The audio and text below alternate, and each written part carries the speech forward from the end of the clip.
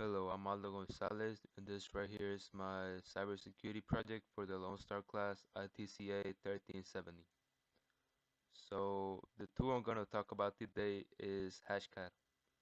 Hashcat is a password recovery tool that is able to decipher hashes and transform them back into their original text equivalent. It could be useful in a situation where an employee forgets how to log into their terminal and you need to recover their account. The reason why this tool works is because every password is stored as a hash value, and the hash is essentially a unique value that identifies a piece of data. In this case, it identifies your password. Uh, Hashcard is preferable to other methods since if you try to brute force your way into an account, you could cause you could you could come to a situation where you are detected by an intrusion detection system or firewall, so you are causing too many failed login attempts. So Hashcat is a preferable method for password recovery. And now we're going to do a demonstration of how to use Hashcat. So what we're going to do first is open up a terminal and we're going to type the command hashcat-h. Now this is going to pull up a bunch of useful information of how to work with the Hashcat utility. As you can see, there's a lot of information, and you can go through it. You can see the arguments that are available, and yeah, let's get straight into it. So to use Hashcat, we're gonna type Hashcat, and Hashcat is composed of four different arguments. The first one being M. Now M is gonna tell Hashcat what type of hash you're gonna use. Now this could be either MD5, SHA, and there's a whole variety of different hash algorithms that you can use. But in my situation, we're gonna use 0, which is equivalent to MD5. Now, next, we're gonna use the argument A, which is gonna tell Hashcat how to recover the password. What this means is that you could either use a word list, a brute force attack, a combination, or a hybrid to employ Hashcat.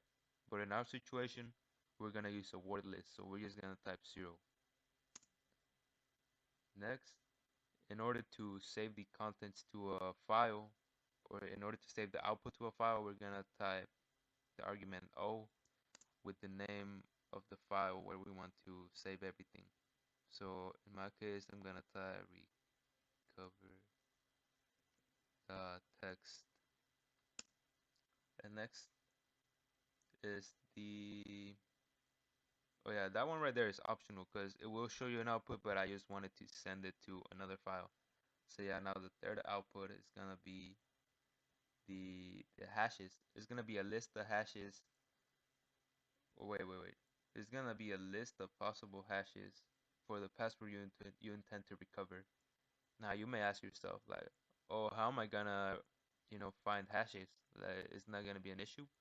Where actually the system will contain a list of hashes for user accounts within the terminal or within the system.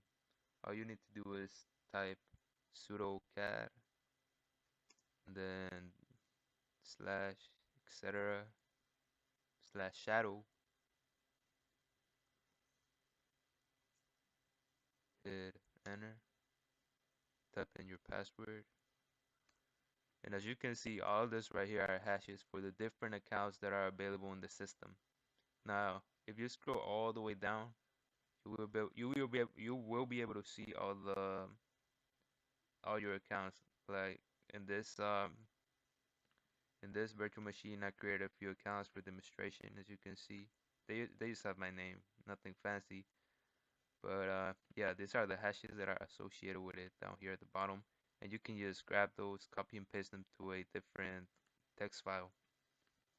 So yeah, let's go back to our other terminal now, and Once you save them in a file, you're gonna specify the path to reach that file. So in my case, the location will be home on the one.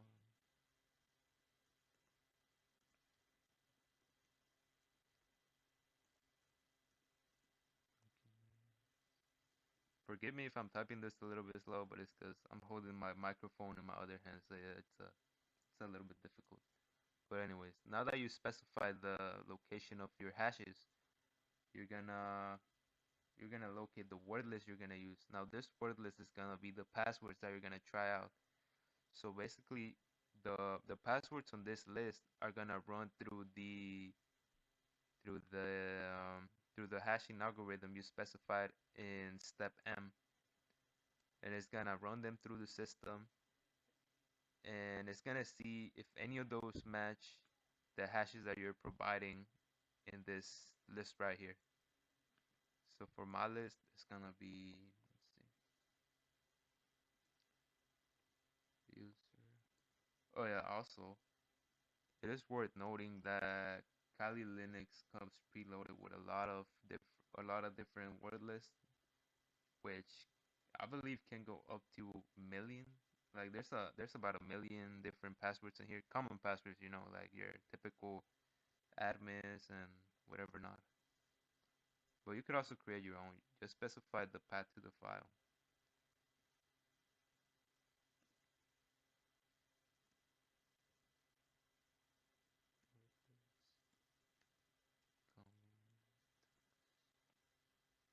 So yeah, just check and see if everything is right.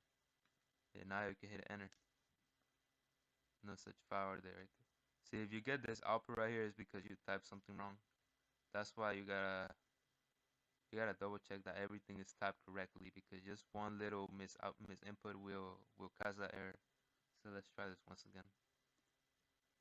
To recap before we hit enter, in order to use the tool Hashcat, you will need a hashing algorithm of your choice, which can be MD5, SHA, SHA-1, 2, and 3, depending on the algorithm that you're using on your system. Then you're gonna need to specify a type of attack, which can be a worded list, a brute force, or a hybrid. This one right here is optional and will basically allow you to save the output from Hashcat to a text file. Then you're gonna need the hashes that you're trying to recover. So the hashes, you're gonna be able to find them in the shadow file that I showed earlier using the cat command. And lastly, you're gonna need a list of possible passwords. And these passwords are gonna be run through the algorithm that you picked earlier. And if any of them match the hashes that you provided, then that will be your answer right there. So yeah, let's hit enter and see what happens. Alright, so it's running. And as you can see, status cracked. Once you get this, you will know that the program worked. So let's go into our file system, see if we find it. Mm, yeah, as you can see, the file recovered that text was created, and inside is the visible password, as you can see, superadmin security and hello. So yeah, Hashcat is really useful if one of your workers maybe forgets their password and you need to recover it for them. This is a viable option. So yeah, that'd be all. Thanks for watching.